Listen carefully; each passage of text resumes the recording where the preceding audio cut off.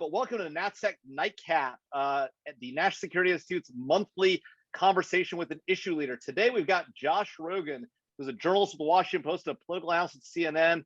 Josh has covered foreign policy and national security for a variety of publications: Bloomberg View, Newsweek, Daily Beast, Foreign Policy Magazine, CQ, FCW, and Japan's Asahi Shimbun. He was a 2011 finalist for the Livingston Award for Young Journalists and also received the Interaction Award for Excellence in International Reporting. Most importantly, though, for us today, Josh is the author of a new book, Chaos Under Heaven, Trump, Xi, and the Battle for the 21st Century. Josh, thanks for being here with us today. Thanks so much for hosting this. This is really great. I understand that the Nightcap series usually goes with some sort of endorsement of an alcohol. So for those of you who are drinking out there, I would like to officially endorse, in the hopes that someone at this company will notice it, Eagle Rare, which is a part of the Buffalo Trace brand. And hopefully if the Eagle Rare people are watching, send me some. And I have been releasing this book under quarantine, so it's been challenging to communicate and to interact with people, but I really appreciate these opportunities to talk to people like you about these important issues. So thank you so much for everybody for tuning in. Absolutely. And Josh, I love that you're drinking Eagle Rare. I'm more of an Angel's Envy guy myself, but I do respect the Eagle Rare. It's a good bourbon. So, all right. So folks, we're going to just jump right in. There will be time, by the way, for you all to ask questions along the way. We've got a Q&A function here in this setting, so you can feel free to put your questions in there. And about 40 minutes in, we'll go to your questions and we'll have a chance to talk to Josh about the things that you all want to talk about. But, Josh, I want to talk about your new book, right? Again, Chaos Under Heaven, Trump, Xi, the Battle for the 21st Century.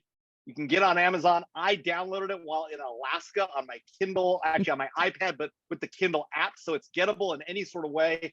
But I want to talk about sort of one of the big issues you talk about in your book, right? It's this major shift in USChina relations that took place just in the last 5 years. Talk to us about what's changed in USChina relations and why it's happening.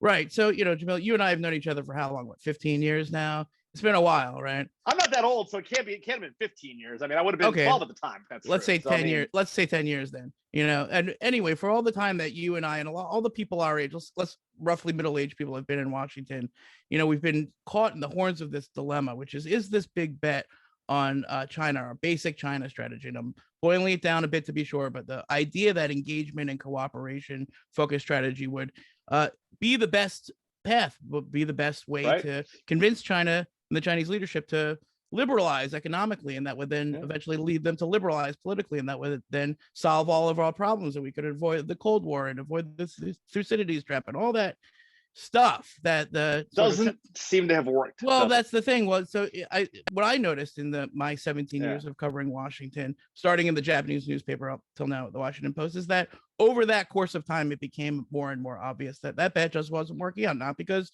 Washington didn't believe in it, not because we didn't try hard enough, not because we didn't, do our best to offer the Chinese leadership a chance to participate in our system. And I'm not saying that mistakes weren't made, but overall, it seems that it was hubristic to think that the Chinese government and that China would develop in a way that was similar to us, and as it turns out that China is going to develop in a way that's determined by the Chinese people, one way or the other. And then, when Xi Jinping came to power in 2013, there was a lot of optimism that this might be the last chance for this engagement, cooperation, focused strategy to pay dividends. And for those couple of years at the end of the Obama administration, there was a fierce debate inside the government, as you know, about whether or not to keep going or whether or not to basically change course. And, by the end of the Obama administration, it seemed pretty clear for a number of obvious reasons that Xi Jinping had decided to take his country in a different direction, that they weren't going to liberalize. In fact, they were going to become more authoritarian and more totalitarian and more externally aggressive and more internally oppressive and more interested in,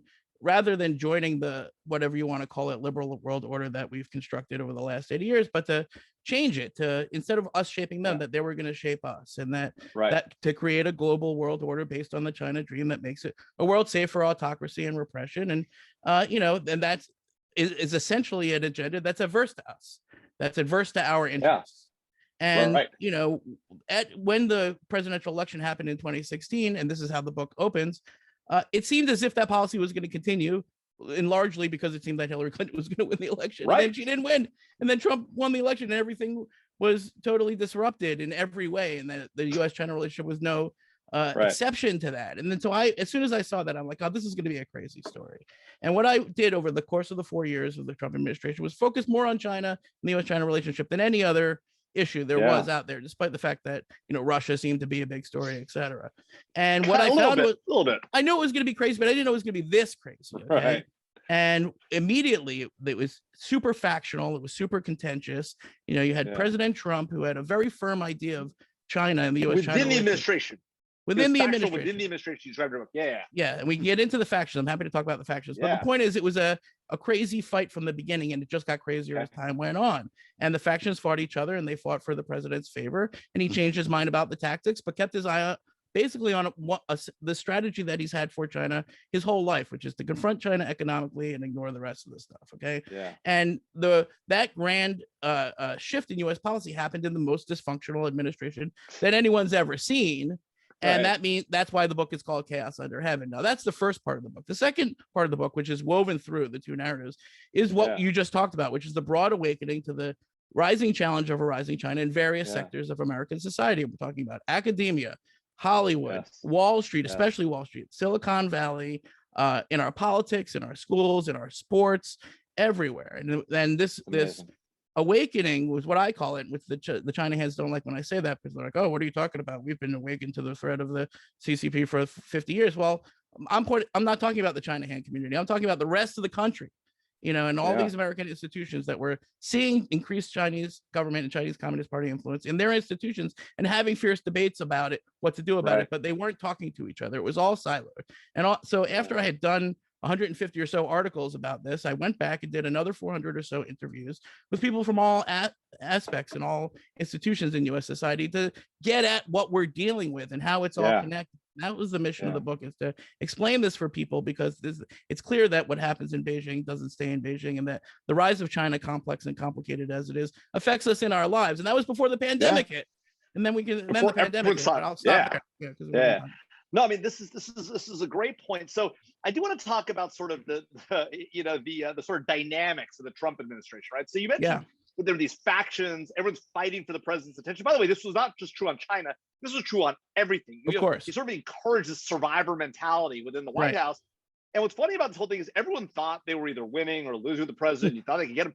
What's amazing is actually, as it turns out, I think you're exactly right, which you hit on in your book, which is, at the end of the day, Donald Trump just did what Donald Trump wanted to do the whole time. Right. He got pulled in different directions and it seesawed back and forth. But at the end of the day, he had, his North Star might have been a North Star that none of us thinks makes sense. And maybe on this one, he was actually right. But, he did ultimately follow it, even though he got pulled in different directions. So talk to us about what was going on. I mean, you get into some of the details here. You have some amazing sourcing. I mean, it's really astounding, some of these stories you've got. But give us a sense of, what were the factions? What did it look like? Right. Who was winning? Who was losing? And how did this thing all play out?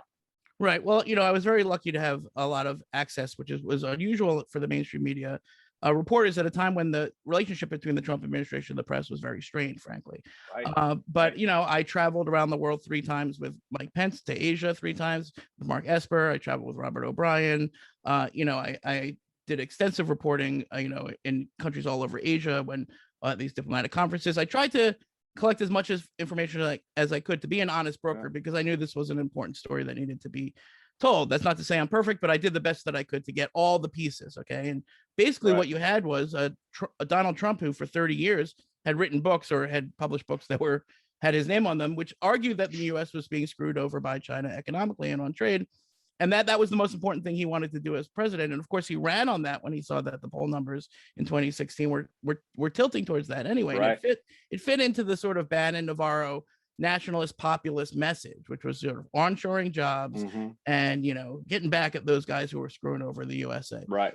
And it worked. That was part of the reason why he got elected in the first place.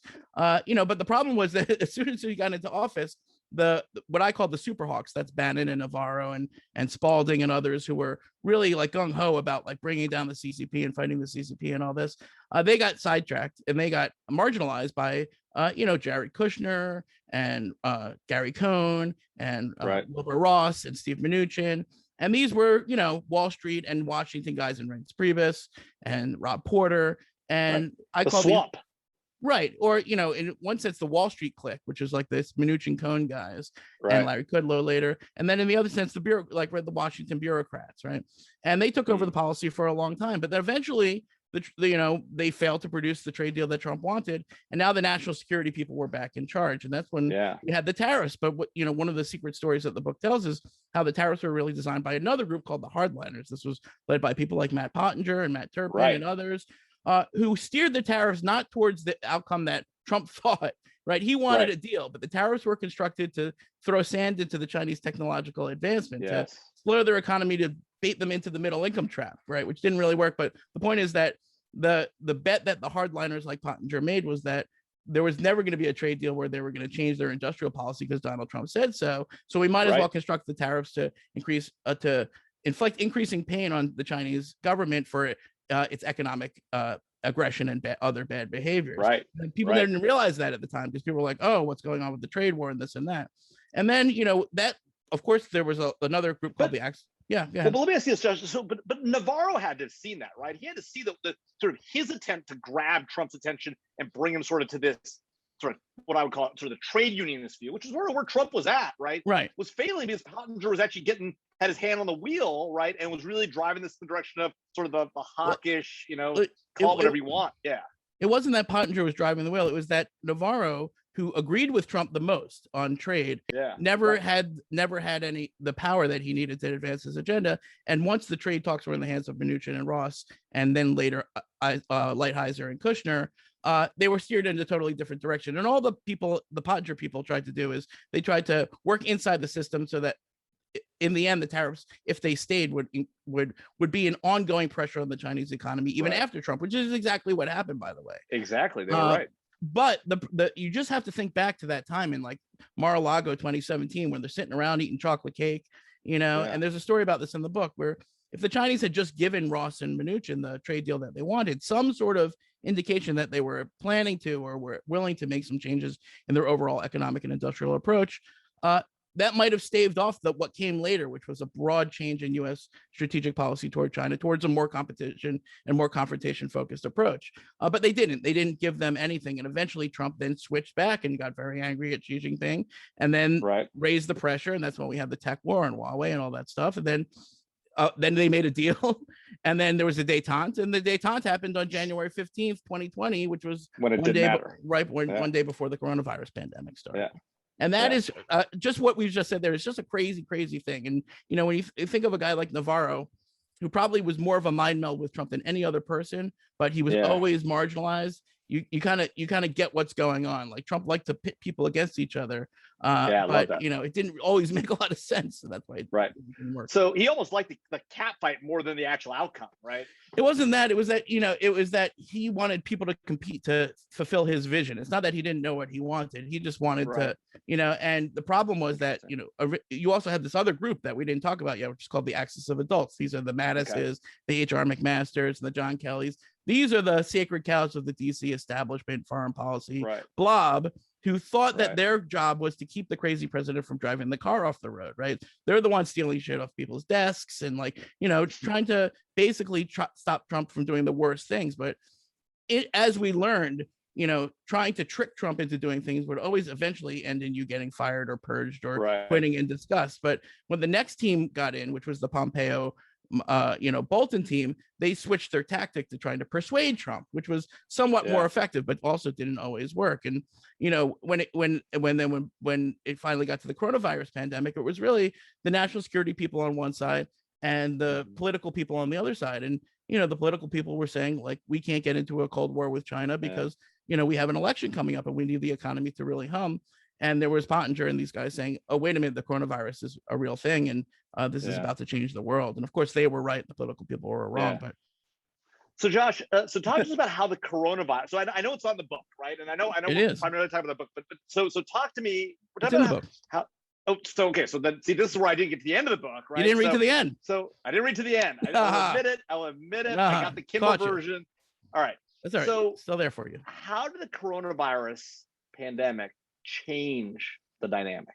So, one of the most important ways that the coronavirus pandemic changed the dynamic in U.S.-China relations was that it it changed the relationship between Donald Trump and President General Secretary Xi Jinping. And, you know, like any CEO, Donald Trump believed that he had to deal with China on a CEO to CEO basis. And he cultivated this relationship with Xi Jinping very carefully. Dozens of letters and phone calls that were never reported on, that they put in that super secret part of the, you know, NSC file, you know what I mean? After they figured out all the other stuff was leaking. Right. And, you know, Trump believed in this, and Xi Jinping knew this, and he called on this relationship and for favors, and Trump granted those favors liberally. And this had devastating effects on our policy in various points of the story, including when we were trying to go after ZTE, and Trump undid it, including when Trump told Xi that Uyghur concentration camps were a great idea. And so this was a very complicating dynamic. But what happened during the coronavirus pandemic, crazily enough, was that in the beginning, in 2 phone calls of February 6th and March 26th, as reported exclusively in Chaos Under Heaven, President Xi told President Trump that the coronavirus pandemic was under control, that it would go away in warm weather, that herbal medicine could be used to treat it, and several other lies. And these lies from the Chinese president to the US president factored into the garble in Trump's head and contributed to the garble that came out of his mouth, and that created crazy, horrible impacts in our policy and in our response to the coronavirus, which exacerbated the suffering of hundreds of millions of Americans. Now, that is an example, I think, where Trump got fooled by Xi Jinping. But here's the back end of it, which is even crazier, is that once it was clear that the pandemic was going to cost Trump the presidency, or at least he thought it might, and it ended up, I think it did in the end, he turned on his good friend Xi Jinping, and he released his national security officials like Pompeo and O'Brien and Pottinger and William Barr and Christopher Wray and others to take off the shelf every tough on China measure they had been building up for the last 4 years and just unleash it. And that's when we saw a genocide designation, bans on WeChat and TikTok, all of which played out in the most crazy way under the most unusual circumstances in the middle of a pandemic and a presidential election.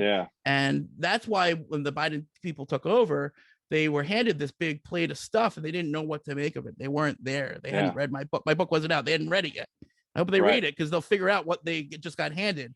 But the bottom line is that they have to sort through it all. And I think they're making a fair effort to do that, but they're taking their time, you know? And so the first they had to think, oh, well, genocide designation, was that done well? Should we keep that? Should we, like, okay, well, the politics are clear, we should keep that. Then they're looking at the Huawei thing and the Confucius Institute. So one by one, they have to go back, and the origin of the coronavirus and the lab accident theory. So the Biden people. I want to talk about that part. Sure. Whatever you want. So Josh, so I do want to talk about the Confucius Institutes and all that stuff, but I want to talk about the coronavirus and sort of the lab in Wuhan. There's been a lot of talk about that. You've got some reporting on it. Talk to us about what you found when it comes to the lab, and what your assessment of the situation is. The Biden administration is still trying to figure that out. What's your sense of it? What does your book say about it, and where do you end up on this whole thing? Yeah, no, to be clear, we don't know how the coronavirus outbreak started. I don't know. You don't know. You know, Jake Sullivan doesn't know. Matt Pottinger doesn't know. Okay, so we have to just be honest about that.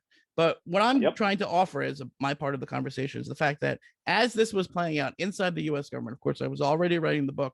I had a ton of reporting on what was going on inside the government about the origin investigation at the time, which was misreported in the press for a variety of messed up reasons. Okay. And so I offer this information as a simple addition to the conversation. And that's not to say that I believe it came from the lab or that I believe it came from a natural spillover.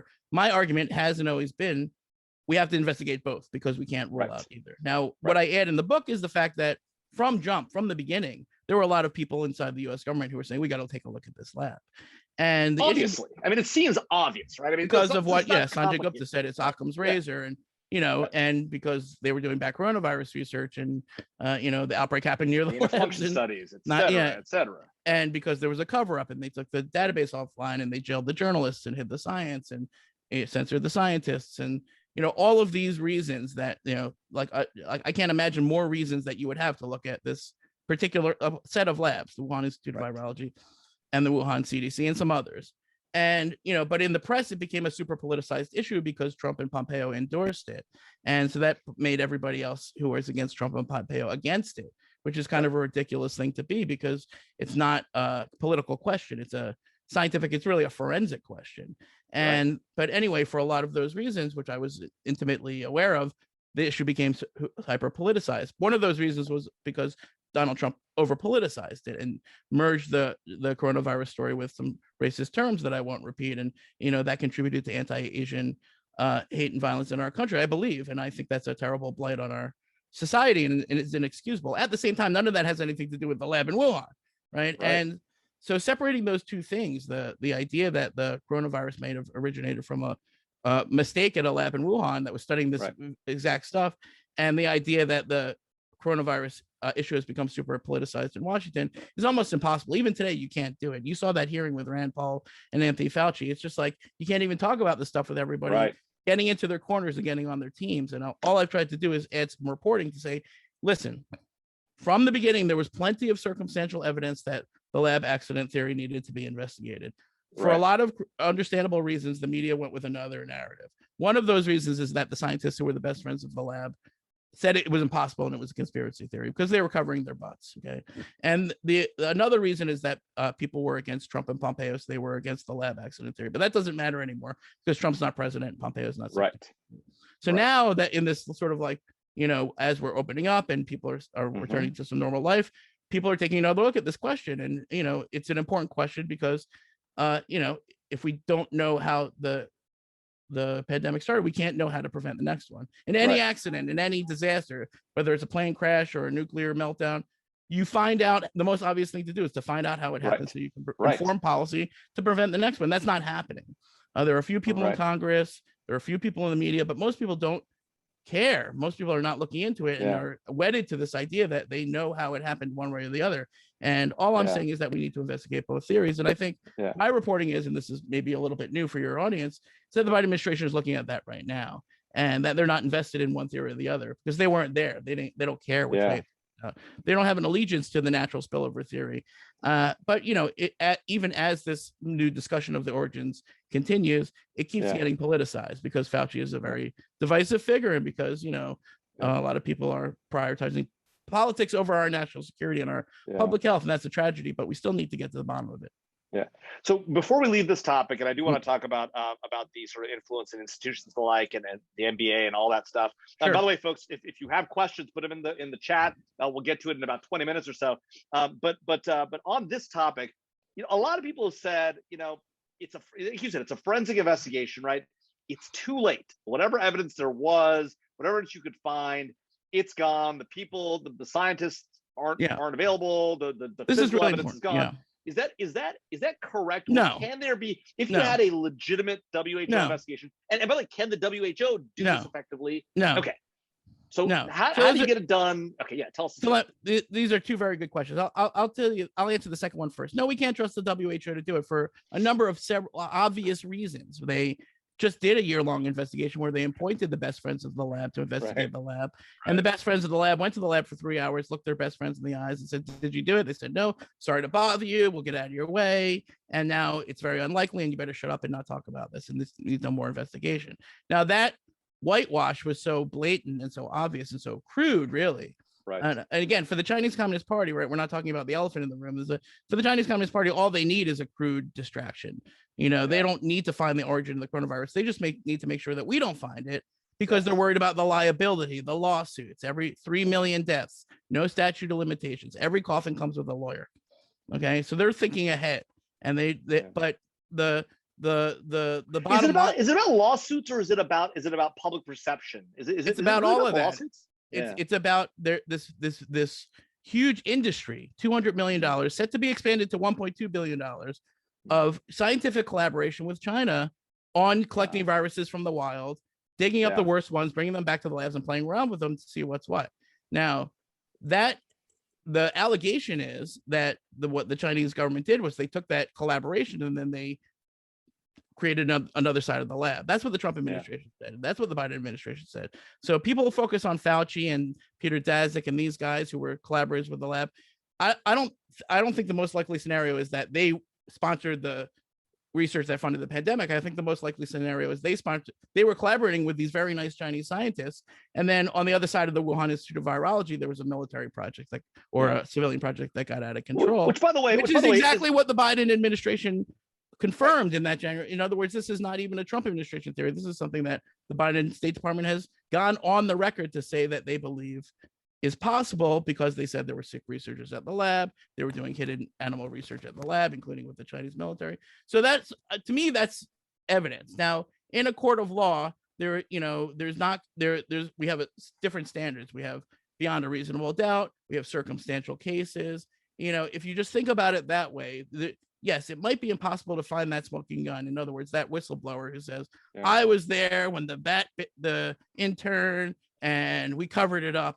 That person might not emerge. But at some point, we have to take a look at this pile of circumstantial evidence and say, okay, well, this is enough to warrant further investigation. And then we have to say, if that investigation can happen in China, although we need to apply our diplomatic pressure and not trust the WHO, and we have to lead as Americans on pressing the Chinese government to be more open and give us the research. Why is the Wuhan Institute of Virology virus database offline? They took it offline in December 2019. They said they were being hacked, but we didn't know about the coronavirus in December 2019. So anyway, the point is we have to continue to press the Chinese, but start the investigation back at home.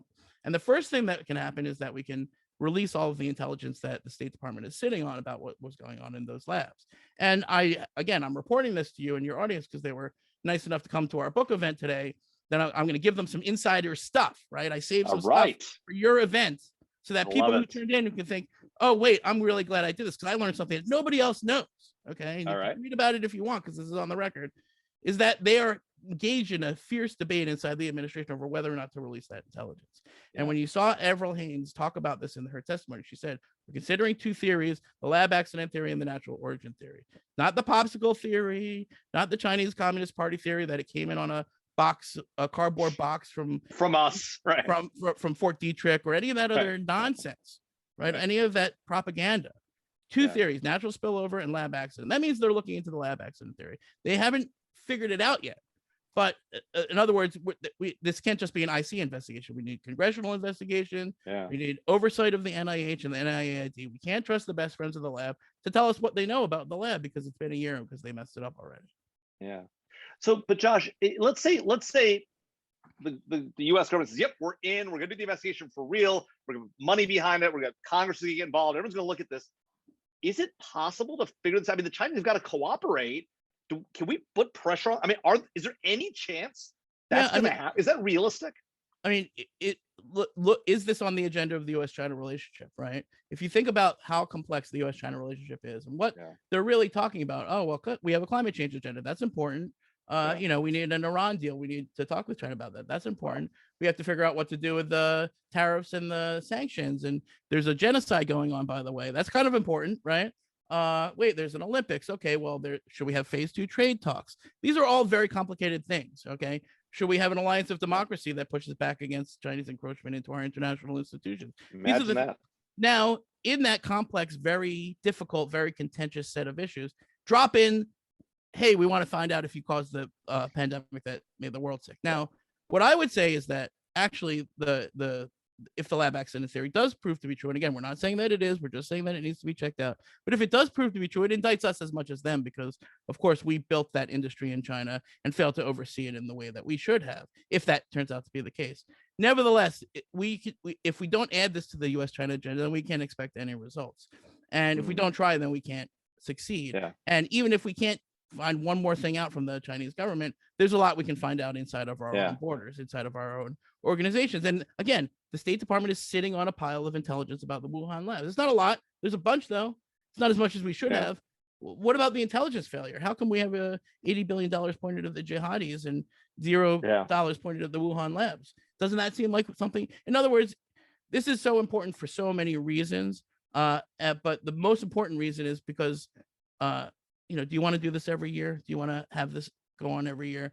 And if we don't find out one way or the other how this started, then we're very stupidly plundering ourselves into another pandemic event, which will surely come. Yeah. All right. Well, let's talk about other stuff that's going on here in the United States. We've heard a lot of talk, maybe not enough talk, about this thing called the United Front Work Department, the United Front, right?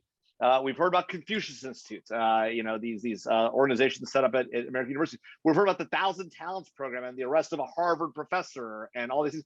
What what is going on? What is China trying to do here in the United States? And what impact, if any, does all that stuff they're doing in these universities over here, and in terms of this, what does that have to do with the fact that the NBA, is cramming down on individuals inside their organization and individual, teams when they speak out about Hong Kong or the like?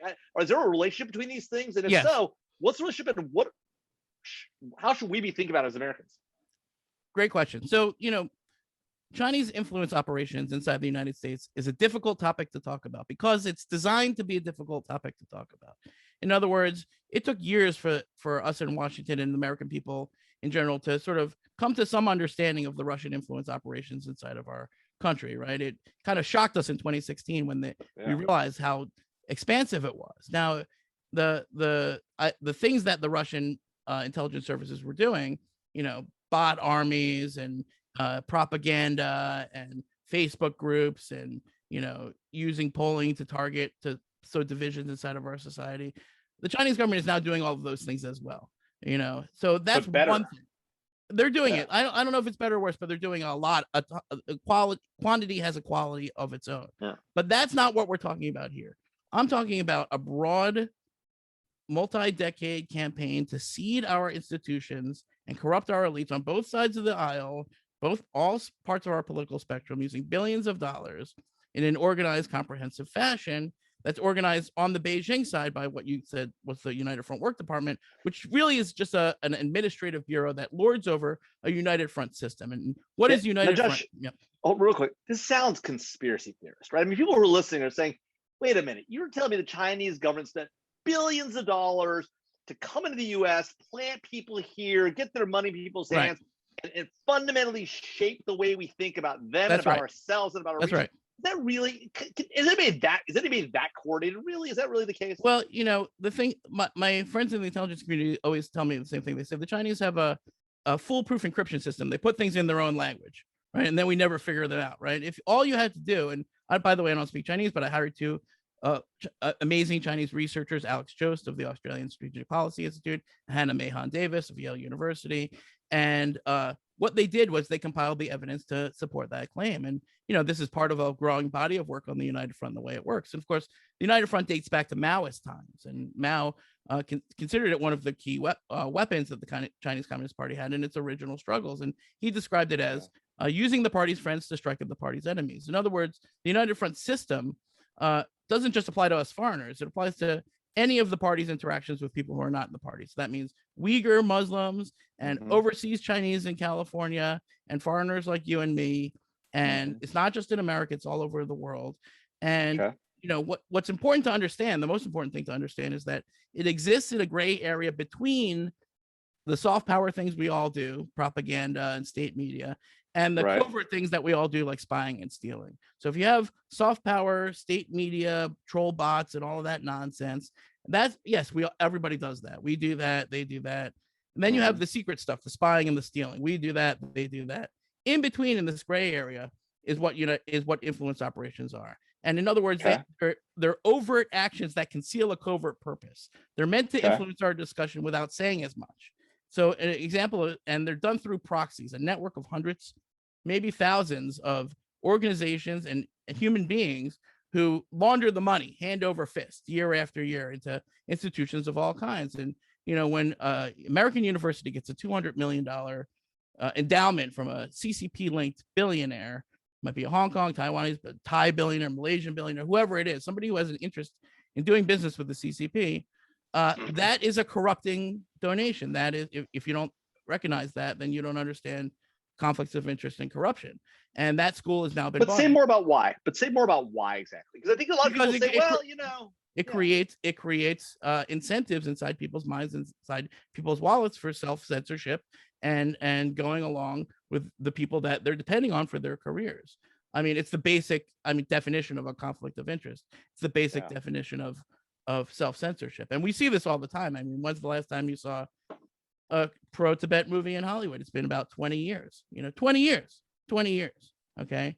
And this happens in Wall Street all the time. That's why you have the powers that be put like Steve Mnuchin and Larry Fink and Steven Schwarzman pushing it back against sanctions and, pushing back against national security considerations of Chinese investment, because it's in their direct financial interest, because they're getting paid on both ends. Okay. And that's about as simple of a corruption as I can imagine in my mind. And then when you talk about the academic institutions, well, then it gets a bit more complicated, because part of what the United Front, what makes the United Front so pernicious is that it forces Americans to sort of choose between competing interests, right? You have schools that value cooperation and exchanges with China, and we have to understand that those are very valuable. We have to keep our connections with the Chinese people, who are not the same thing as the Chinese government, and it's very hard to keep those exchanges without succumbing to the Chinese Communist Party's edicts and doctrines. But at the same time, there is a national security threat when you realize that these academic programs have been weaponized on the Chinese side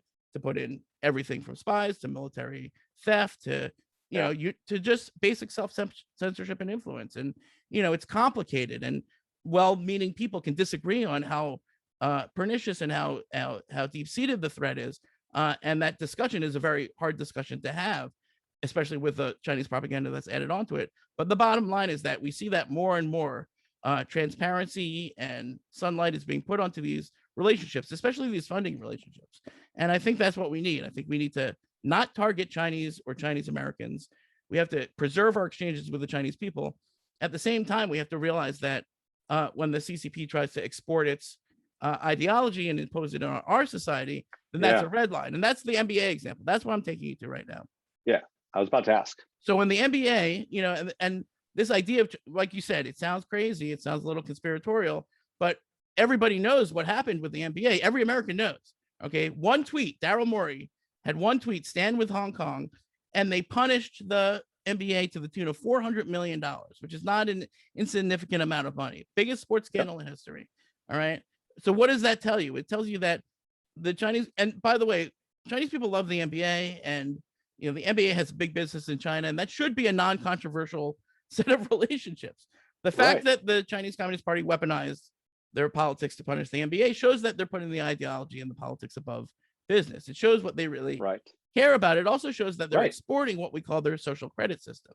Now, if you're in China and you post something, stand with Hong Kong on WeChat or whatever, your social credit score gets dinged. You can't get a good job. You can't get on a fast train or whatever.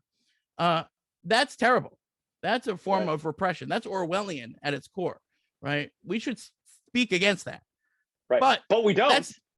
But that's one thing. But what's worse is when they try to enforce it on us.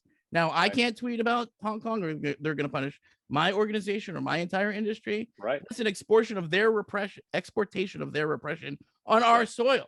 And, the NBA, as not a foreign policy organization, they didn't know what to do. They couldn't stand up to it. They're not powerful enough. Well, and that's worse. They didn't stand up to it. They actually went the other direction. They put pressure on their teams and on their leaders. I mean, that's the crazy thing about it. They went the opposite direction. They made a huge mistake, which they are only starting to realize, which is that, if you stand up for human rights, then you stand up for human rights everywhere, especially amongst your own people. And if you're for free speech, for Black Lives Matter, or for Enes Kanter, who's the Celtics center, whose family was tortured by Erdogan, then you have to stand up for the Uyghurs and the Hong Kongers and the Taiwanese and the Tibetans and the Rohingya and all other oppressed people in the world. That's where I come from. Now, that's only because I don't have a financial interest in siding with any oppressors.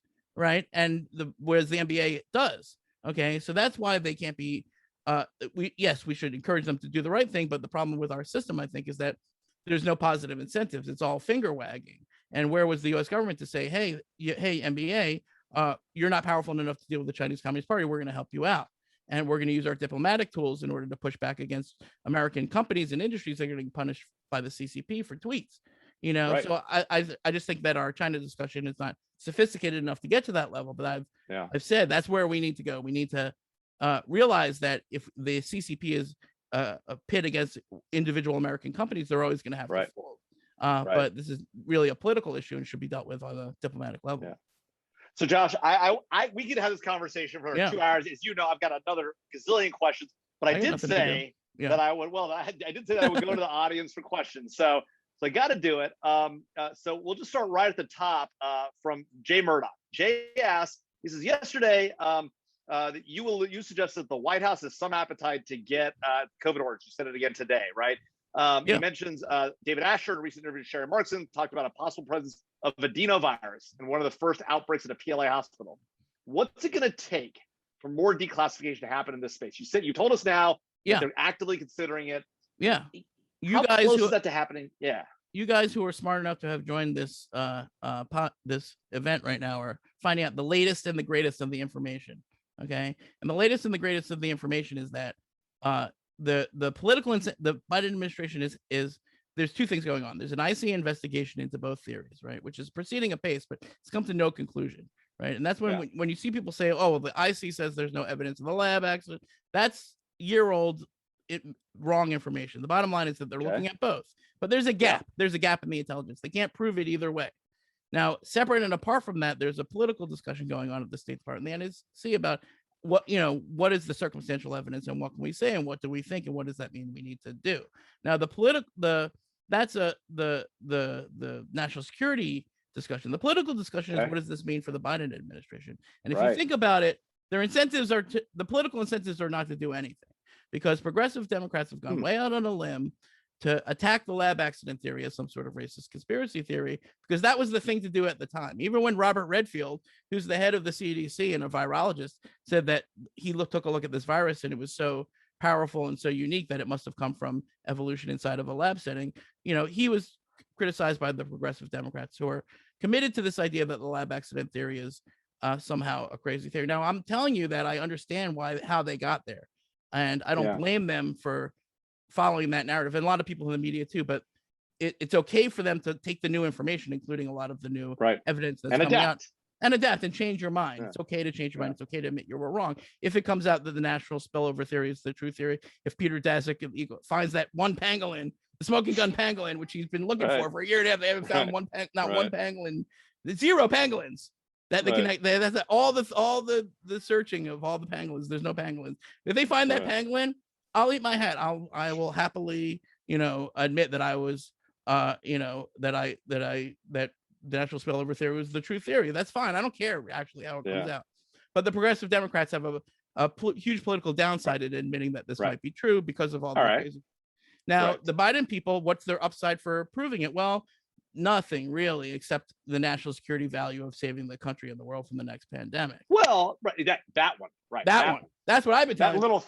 That little thing. Right. So now it's getting, the Republicans are coming out, Kathleen McMorris Rogers and Mike Gallagher and Senator Marshall and a bunch of others, to say that, like, okay, well, let's have a select committee or some sort of investigation into the origins. And there's no Democrats really. Okay, so I think what would need to happen, to answer your question directly, is that we need to have some Democrats step up to the plate to say that we need to take the politics out of the COVID origin question and just get to the bottom of this. That includes investigating the lab theory, and includes asking some tough questions of people like Peter Fauci, what about the Alyssa Slotkins? What about the Alyssa Slotkins, the Abigail Spanberg? They're all in tough positions. They're all, I'm looking towards a guy named Bob Menendez who testified, who held a hearing and said that this is an urgent national security move. And if you look at the Strategic Competition Act, to get a little wonky, this is a wonky audience, that's the SFRC's bipartisan China bill. It includes a provision requiring a report for the State Department to hand over everything it knows about these Wuhan labs and the origin within 180 days. So if you think about that, it's like, okay, Menendez and Risch both support getting to the bottom of this. And Menendez has said we need to get to the bottom of this. And their answer is, if this bill passes as part of the Endless Frontiers Act sometime next month, and the State Department would have 180 days from the signing of the bill to issue the report. So we're already looking at like December or January 2022 before we get the report on what they already knew a year ago. And we know how that goes. Yeah, we know how that report. And then the report's going to be late. And I don't know. Am I crazy that like maybe we should figure it out before then, before we spend another $1.2 billion on collecting viruses in the wild, which is what's proposed in the Global Virome Project? In other words, if this risky research caused the pandemic, maybe we shouldn't expand it sixfold. Maybe we should think about that. Do you want to do this every year? Are you enjoying this pandemic crisis? I'm not. The flip side. I'm lucky. I'm not even sick. I'm not enjoying it. Yeah. I mean, the argument, though, right, on the other side of this is part of this collection of these viruses is we understand them better. We're more able to be prepared when the next thing hits. We can we can sequence it fast, right? Part of the reason we got the vaccine so quickly was, that's not why we got the vaccine. So yes, no, it's not exactly right. It's not, the Predict and Preamps program for $200 million, which is based on the idea that we should collect viruses from the wild and play around with them.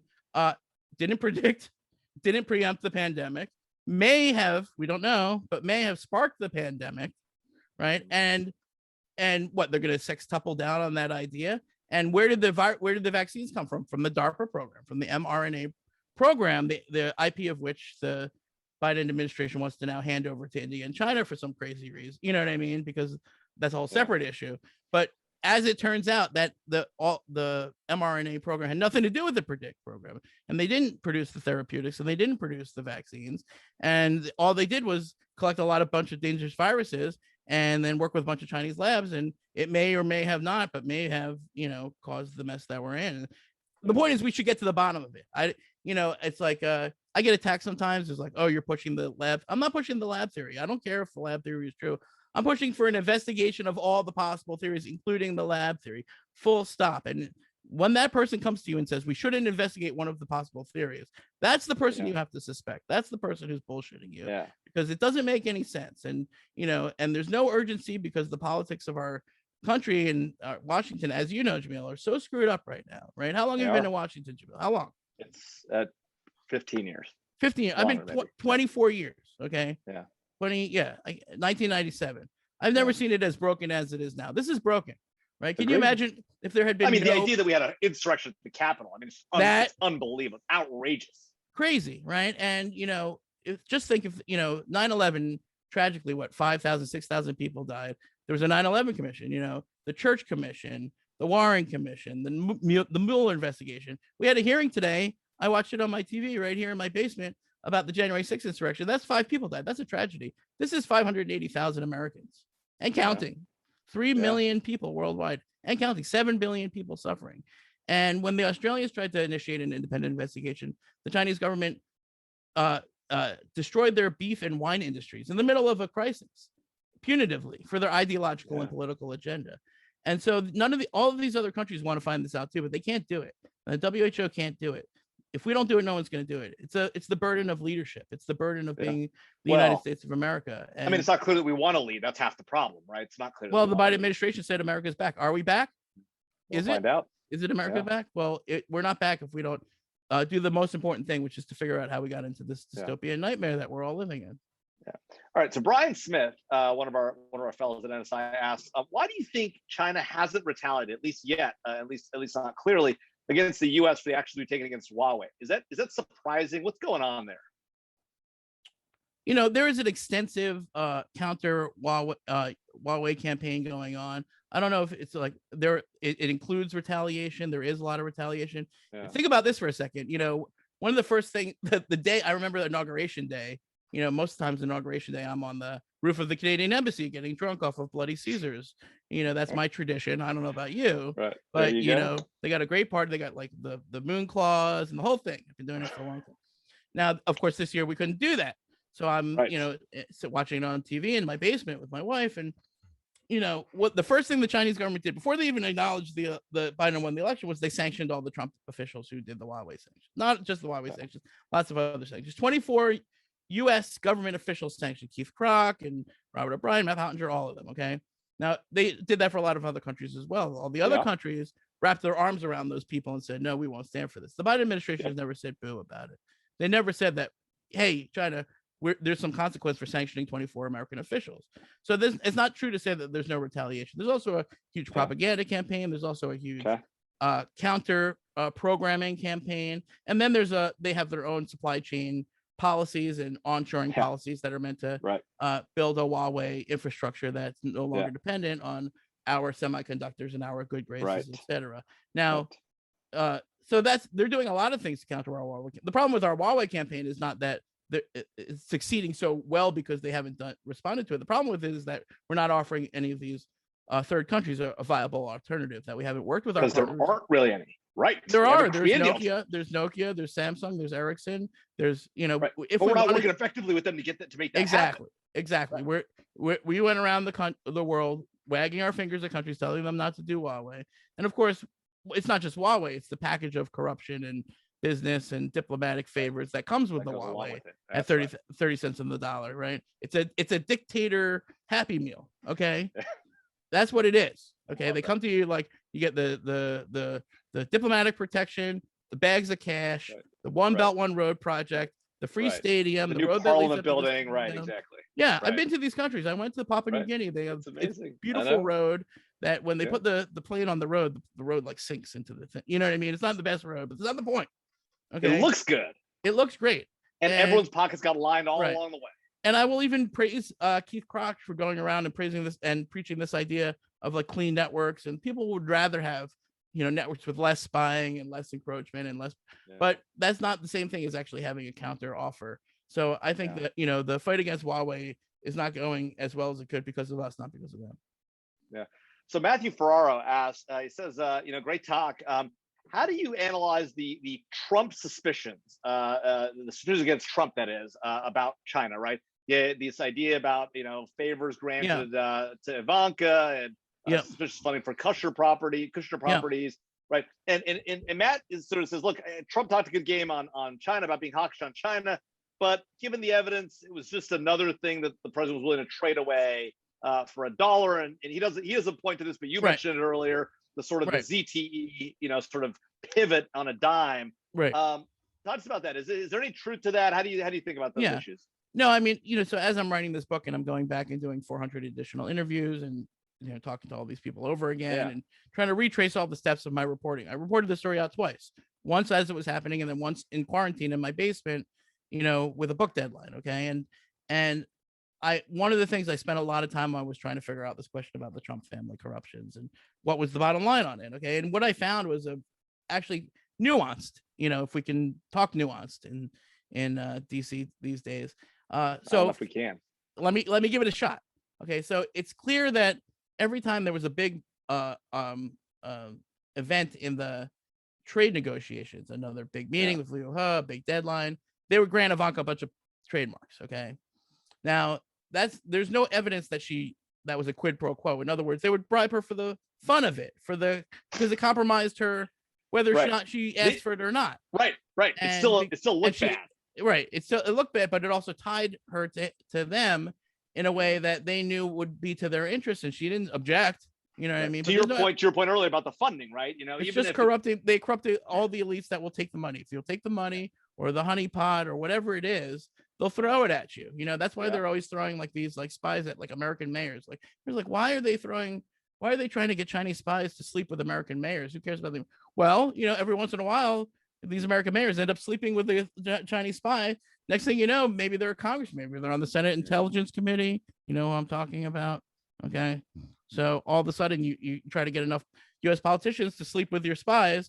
One of them ends up on the Senate Intelligence Committee. Anybody know who I'm talking about? Okay. So the there's a difference between a quid pro quo, like Ivanka went to the Jared Kushner Ong Bong thing is a little specific because he met with the leaders of Ong Bong during the transition, tried to reported by the Wall Street Journal, tried to get them to bail him out of 666. And, that's about as much of a conflict of interest as you can imagine. They didn't do it. And then the head of Ong Bong got an 18-year prison sentence. He's breaking rocks somewhere.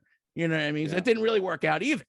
Okay? Right. And then people will like make a lot of hay out of like, oh, Trump had a bank account for doing real estate transactions and the Trump organization in Shanghai or something like that. But there were a lot of efforts to expand the Trump organization. They tried to expand it everywhere. That's why they were always going to Russia. But it didn't always work. It just worked sometimes. They didn't really care. They were agnostic about it. So they tried to do some business in China. It didn't really work out. So that's a lot of like, examples of like, to say that there's not really a lot of Trump family corruption related to China. That's not to say they didn't try. It just didn't. They weren't that. It just wasn't really a big feature of the story, as far as I could tell. Now compare that to, what Hunter Biden was doing in China for 5 years. Okay, with Devin Archer and others, and the record on that, which we're not allowed to talk about in Polite Society because it was pushed by Steve Bannon and Rudy Giuliani and Guo and Guai, which I get into in the book. So it must be wrong. Which is a crazy story. Okay, I don't vindicate any of those people I just mentioned. You should read the epilogue to the book. It's crazy. Okay, but what I argue is that despite that was done in a very crazy and horrible way, there's some there. Okay, and clear that both James Biden and Hunter Biden were trading on the family name to make money in China, just from the things that they admit to, just from the things that are not in dispute, just from the fact that he took $1 million to represent Patrick Ho, who was then convicted of corruption, just from the fact that he took a 2.8 carat diamond from the head of the Chinese energy company. And he's like, why is he giving me a diamond? I don't know. That was weird. Remember that time he gave me the diamond? Like, it's crazy. And then that guy disappeared. Okay. Look for the chairman of the CEFC. You can't find him. Okay. So, and then when you add the Hunter Biden laptop story, which is a complicated story, but again, really screwed up by Bannon and Rudy, but not completely devoid of information. All right. There's a lot of information there that we ignored because we didn't want to get suckered into another Bannon Rudy, trick or whatever in the lead up to the election. That seems to be a lot more business with the Chinese than the Trumps ever had. If we're being honest, if we can be honest, if we're allowed to be honest, the fact is that Hunter Biden and James Biden had a lot more business in China than Trump and Jared and Trump ever had, times 10. But this is another victim of our politics because it's an impossible thing to talk about. It's a very complicated thing to talk about. I'm not alleging any crimes. I'm not alleging that Hunter Biden did anything illegal. I'm just saying that he admitted to several relationships, which paint a much more clear picture of his business in China than we could ever pin to Ivanka Trump. Not to say that she was clean on the issue either. Yeah, which is the point. Amazing. They go after both sides. Neil Bush. There's a good story in the book about Neil Bush. He's doing business in China. He's taking money from a Chinese Communist Party United Front organization for the Bush Center, and they're funded by KUSEF, which is funded by Tung Ji-hwa, who's like a vice chairman of one of the top United Front organizations. It's just a clear line from the CCP United Front organization right to the George H.W. Bush Foundation, clear as day, documented. They don't even really deny it. And that's how it works. They corrupt elites on both sides because they never know who's going to be in power, because we never know who's going to be in power. Yeah. So Josh, we only have a few minutes left. I'll ask one last question on a slightly different topic. One of our guests points out that the Wall Street Journal reported today the Trump administration's tariffs led to sharp decline in Chinese imports, a significant shift in types of goods Americans buy from China. What do you expect to happen in the Biden administration in a minute or two, since we only have a couple minutes left? Gotcha. Okay, I'll get through this one quick because I want to get through a few more, and if we go a couple minutes over, that's okay with me. My information is that first of all, because of the pandemic, a lot of the phase one trade deal things took a lot longer to play out. But I talked to Senator Roger Marshall. He said that the soybean sales and all the farm stuff really did happen. They stuck to the terms of the trade one deal as much as could be reasonably expected during this crazy crisis. But again, that's sort of a distraction from the real big important issues that are going on in the relationship. The tariffs are still there. Big tariffs on the high technology stuff, on the made in China 2025 stuff, on the industries of the future. That's the bleeding edge. The capital markets, the tariffs, that's where it is. And there's a fight going on inside the Biden administration right now as to whether or not to keep those tariffs between, on one side, the national security people, on the other side, the Treasury people. And that's the same exact dynamic that played out in the last administration because of the same factions, because of the same interests, because they have the same Wall Street paymaster. So I think that fight is going on right now. I'm watching that one closely. I think everyone should. Do you think it comes out differently, given that I don't know? You would just assume in the Biden administration the quote unquote Wall Street paymasters have less influence? I don't know. Not necessarily. I mean, a lot of them were Democrats. Steve Mnuchin was a Democrat. Gary Cohn was a Democrat. So in a sense, Wall Street might have more influence.